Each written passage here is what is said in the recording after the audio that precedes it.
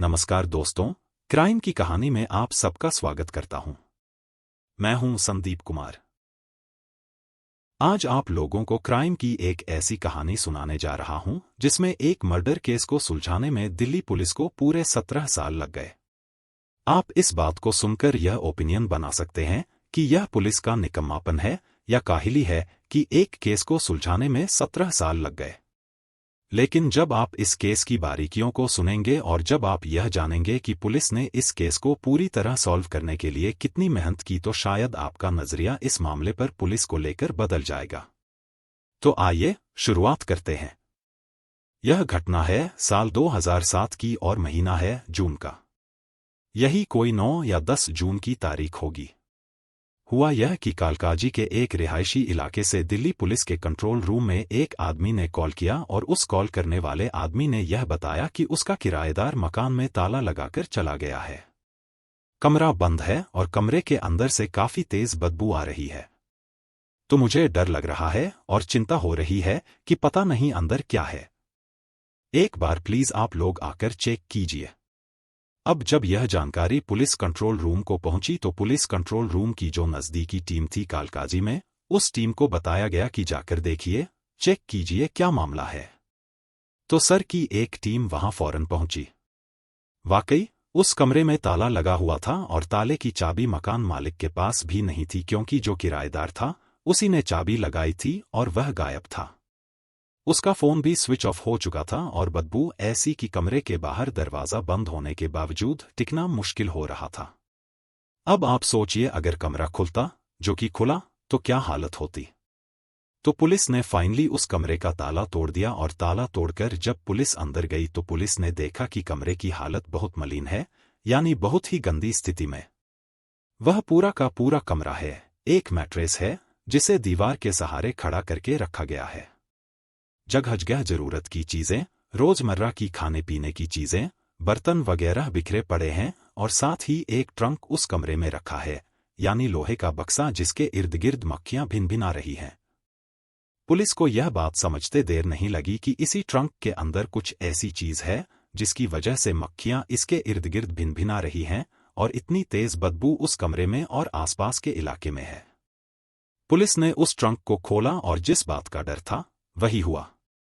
Trunk के अंदर एक लाश थी, एक लड़की की लाश जो पूरी तरह से सड़ चुकी थी, खराब हो चुकी थी, यानी मोर्टल कंडीशन में थी, जिसकी पहचान कर पाना नामुमकिन था।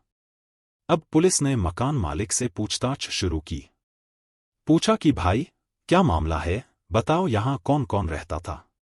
तो मकान मालिक ने बताया कि मेरा किराएदार तो वीरेंद्र सिंह नाम का एक आदमी है जो पेशे से टैक्सी ड्राइवर है, वही यहां रहता था। उसकी उम्र यही कोई 30 साल के आसपास होगी और यह लड़की आती जाती रहती थी और उसके साथ यहां रुकती भी थी, रहती भी थी। इस लड़की की उम्र जो है तकरीबन 22 साल के आसपास रही होगी। जाहिर है ऐसे तो पहचान कर पाना मुश्किल था, लेकिन मकान मालिक को यह देखकर समझने में ज्यादा दिक्कत नहीं हुई कि यह वही लड़की है जो वीरेंद्र सिंह के साथ उसके इस किराए के कमरे में रहा करती थी। लेकिन इस लड़की की अपनी पहचान क्या है, यह मकान मालिक को भी नहीं पता था। अब पुलिस ने मकान मालिक से कहा कि तुमने टेनेंट वेरिफिकेशन करवाया होगा, जो तुम्हारा टेनेंट है यानी किराएदार वीरेंद्र सिंह, उसकी डिटेल कहां पर है। तो मकान मालिक ने इस मामले में दिल्ली पुलिस की मदद की। आप में से जिनको नहीं पता है, मैं एक बार बताऊं कि राजधानी दिल्ली में यह सख्त कानून है कि जो भी आदमी कहीं कोई किराए का मकान लेगा वह अपने मकान मालिक को सारी डिटेल जो है अपने बारे में फर्निश करेगा। अपना नंबर, अपनी आईडी कार्ड, मोबाइल नंबर, तस्वीर, और उसको मकान मालिक जो है किराएदार की मदद से लोकल पुलिस स्टेशन में जाकर रजिस्टर करवाएगा पुलिस के साथ और उसका वेरिफिकेशन होगा। कहने का मतलब यह है कि यह एक परिपाटी है और वह इसलिए है कि अपराध की घटनाओं पर रोकथाम लगाई जा सके। तो खैर, टेनेंट वेरिफिकेशन के बारे में जब पुलिस ने मकान मालिक से पूछा तो मकान मालिक ने कहा कि हाँ, हमने टेनेंट वेरिफिकेशन कराया था और वीरेंद्र सिंह की सारी चीजें मेरे पास मौजूद हैं, डॉक्यूमेंट वगैरह। पुलिस ने कहा दिखाओ। पुलिस ने देखा, उसमें एक नंबर भी है। उस नंबर पर फोन किया गया लेकिन वह फोन नंबर स्विच्ड ऑफ आ रहा था।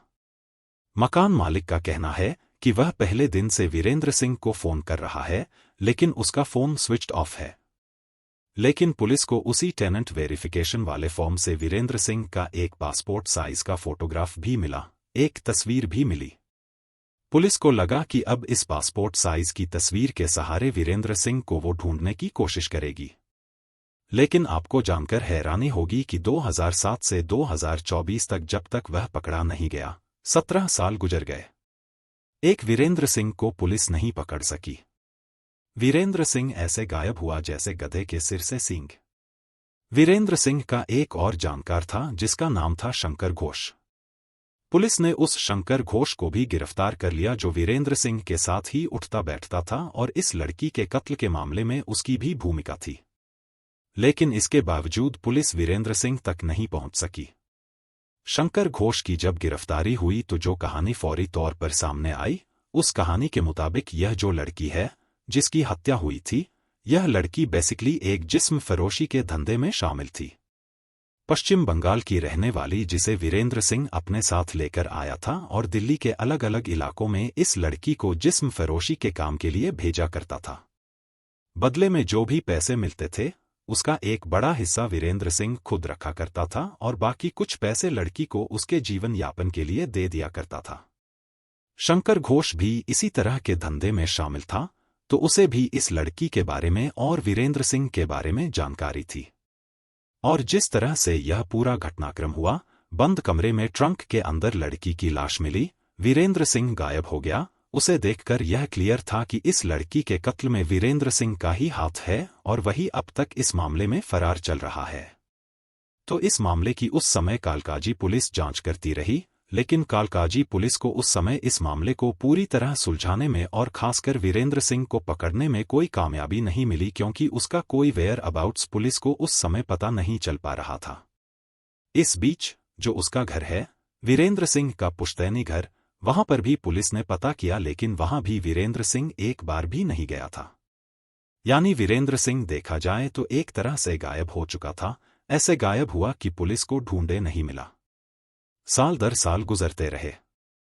इस बीच एक कांस्टेबल जो उस समय उस इलाके में तैनात थे, जिनका नाम है रमेश कुमार, वो इस मामले में बहुत इंटरेस्ट लेकर इस मामले को सॉल्व करने की कोशिश कर रहे थे और बाद में भी करते रहे।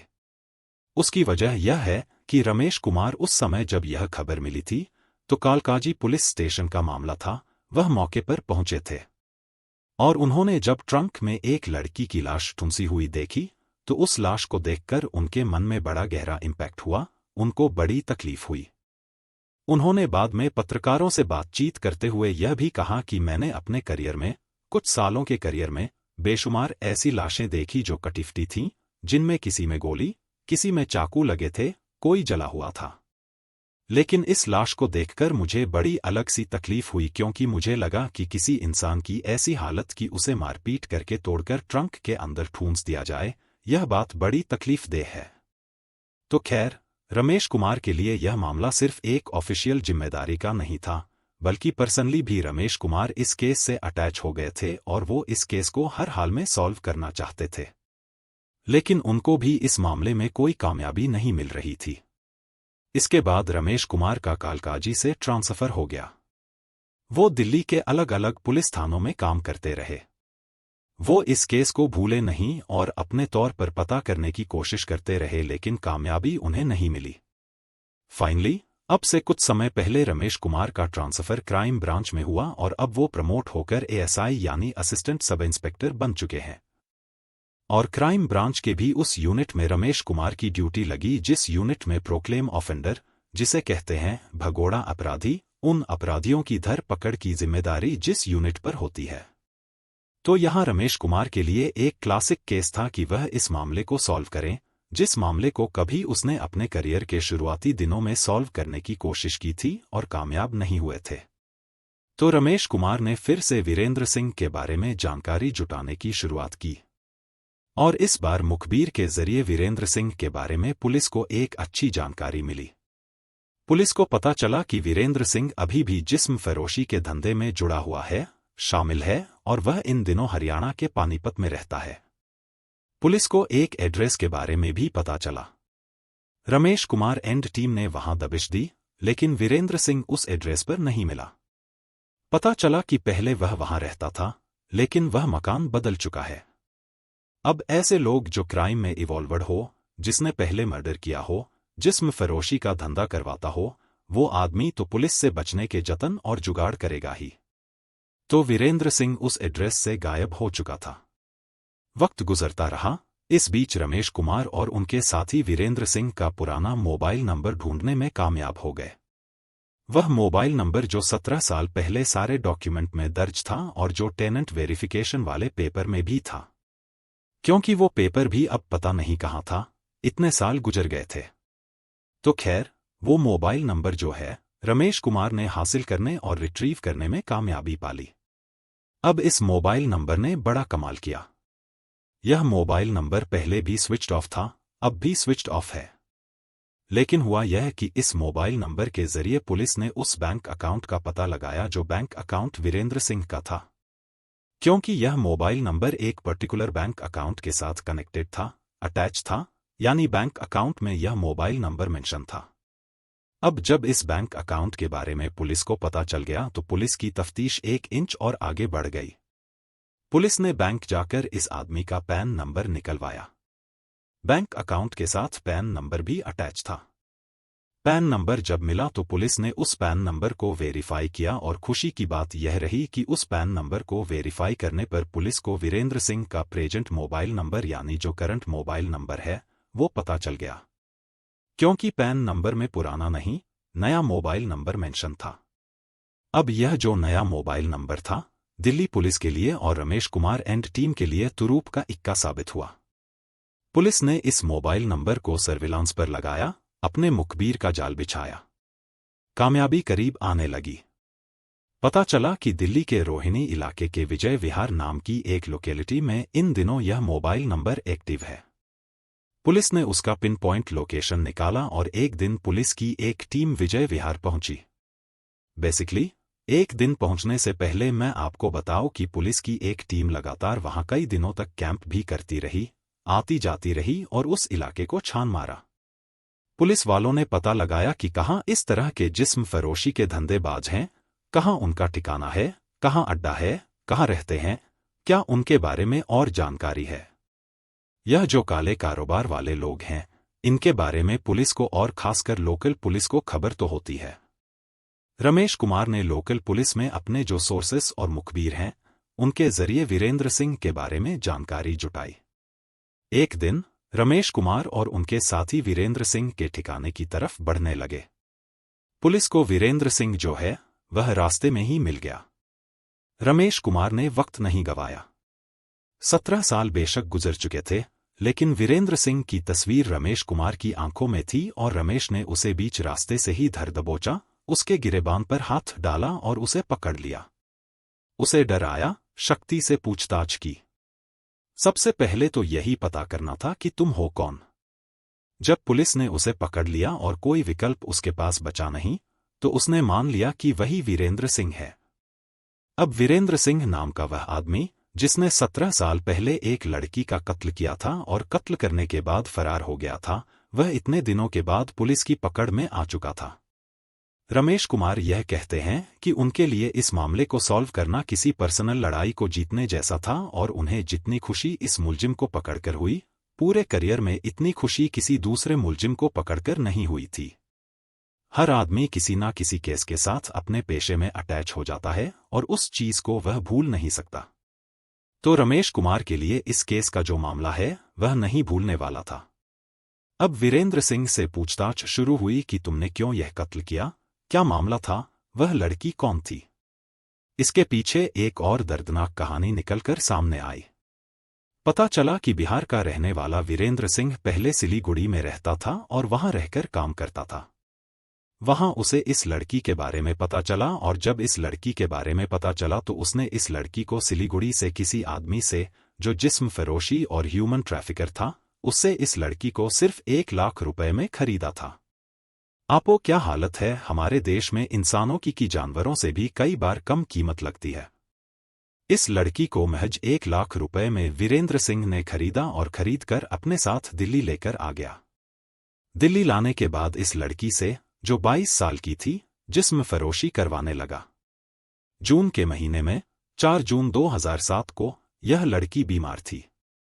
उसकी तबीयत खराब थी और वीरेंद्र सिंह उसे किसी क्लाइंट के पास भेजना चाहता था। लड़की इसके लिए राजी नहीं थी, वह तैयार नहीं हुई। उसने बताया कि मैं बीमार हूं, मैं नहीं जा सकती। लेकिन वीरेंद्र सिंह को पैसे नजर आ रहे थे। लड़की से तो उसे कोई प्यार या लगाव नहीं था, मानवता नाम की कोई चीज नहीं थी। 1 लाख रुपए में खरीद कर, वरना कौन उसे जिस्म फरोशी करवाता। जब इस लड़की ने मना कर दिया तो गुस्से में आकर वीरेंद्र सिंह ने उसकी हत्या कर दी। हत्या करने के बाद जब उसे एहसास हुआ कि भारी भूल हो गई, फंस गया, तो फिर उसने उसकी लाश को अपने घर में पड़े एक लोहे के ट्रंक में भरा और भरने के बाद फौरन बाहर से कमरे में ताला लगाया और ताला लगाकर फरार हो गया। इसके बाद वह मोबाइल नंबर उसने बंद ही कर दिया हमेशा के लिए, और अपने जो संभावित ठिकाने थे उनमें से किसी भी जगह वह नहीं गया और उसने एक नई जिंदगी की शुरुआत की। नाम उसका वही रहा, लेकिन इतना बड़ा हमारा देश, पता नहीं कहां किस कोने में गया, कहां छुप गया। पुलिस उसे ढूंढती रह गई, लेकिन ढूंढ नहीं पा रही थी। लेकिन आखिरकार, जैसे कि मैंने आपको बताया, एक पुलिस ऑफिसर की मेहनत, ऐसे तो पूरी टीम की मेहनत, लेकिन खासकर रमेश कुमार, जो अब एएसआई हैं क्राइम ब्रांच में, उनकी मेहनत रंग लाई और 17 साल बाद पुलिस ने एक बेगुनाह लड़की के कत्ल के गुनहगार को पकड़ने में कामयाबी हासिल की। नाम उसका वही रहा, लेकिन इतना बड़ा हमारा देश, पता नहीं कहां किस कोने में गया, कहां छुप गया। पुलिस उसे ढूंढती रह गई, लेकिन ढूंढ नहीं पा रही थी। लेकिन आखिरकार, जैसे कि मैंने आपको बताया, एक पुलिस ऑफिसर की मेहनत, ऐसे तो पूरी टीम की मेहनत, लेकिन खासकर रमेश कुमार, जो अब एएसआई हैं क्राइम ब्रांच में, उनकी मेहनत रंग लाई और 17 साल बाद पुलिस ने एक बेगुनाह लड़की के कत्ल के गुनहगार को पकड़ने में कामयाबी हासिल की। तो ये एक क्लासिक इन्वेस्टिगेशन का केस है, जिसके लिए मुझे लगता है कि दिल्ली पुलिस की तारीफ होनी ही चाहिए। अगर आपको यह कहानी पसंद आई हो, तो कृपया इसे लाइक करें, शेयर करें और मेरे चैनल को सब्सक्राइब करें। आपका समर्थन हमें और भी दिलचस्प कहानियां लाने के लिए प्रेरित करता है। धन्यवाद।